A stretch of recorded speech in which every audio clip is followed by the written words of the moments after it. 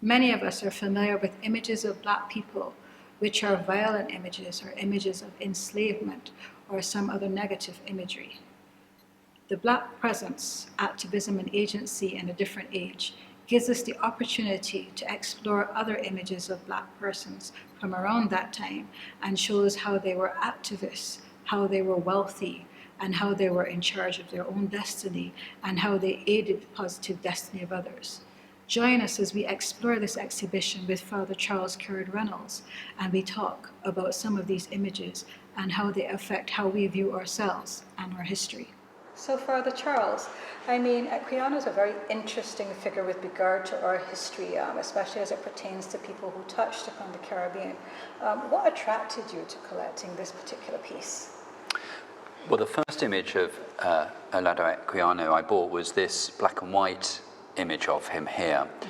And it was the frontispiece that he commissioned himself. So this is how he wished to be seen. And we see him standing, holding a book, looking straight at us. And so this appeared really as the first page of his interesting history, his autobiography. And he's looking straight at us. We're about to read his life, and he's saying, this is me.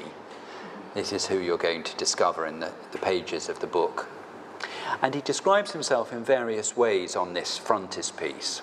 So we can see the picture, and we can see he uses his African name, Olaudah Equiano, or Gustavus Vasa, which was the name, his enslaved name.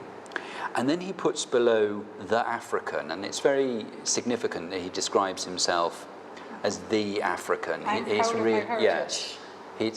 not just an African, as we can find in other images. He's really declaring, this is who I am, with confidence. Yeah. Yes. It's also significant to find in this image who has been the original artist and who has been the engraver. Because Equiano, when he published his interesting history, it was a very expensive enterprise to publish a book. And so you get a list of subscribers, of wealthy patrons who would say, yes, they're going to buy 1 or 2 copies of your book. Mm-hmm. You couldn't just speculatively publish a book. But he makes contact with an artist and with an engraver, and they become those who are subscribing to his book. So I think he's working with other creatives. He's a writer, an engraver, an artist, to produce this very fine stipple engraving. If you look at the engraving, you will see that it's made up of lots of tiny little dots. And this was a form of engraving that had been developed in France in previous decades. But it was still a very cutting-edge form of imagery. And if we look at this image above, we can see that it's coloured. And this, I think, is a unique. I've not found any other example of where this image was coloured. And this has not been coloured by having a paint wash put on it. This is a colour printing, which in the 18th century, this was produced in 1789, was a very rare form of printing. So sort of cutting-edge technology. Absolutely. Okay. And I think that says a lot about who he is. Yes. That he's engaging in a modern form of printing, in that it's stipple. And the way in which it is being coloured is that you have to drop the colour into each individual stipple. Oh, wow. Sounds time-consuming. Yeah, very, very time-consuming. And then you could make one impression, and then you'd have to clean the plate and fill each individual dot with the colour again. Okay.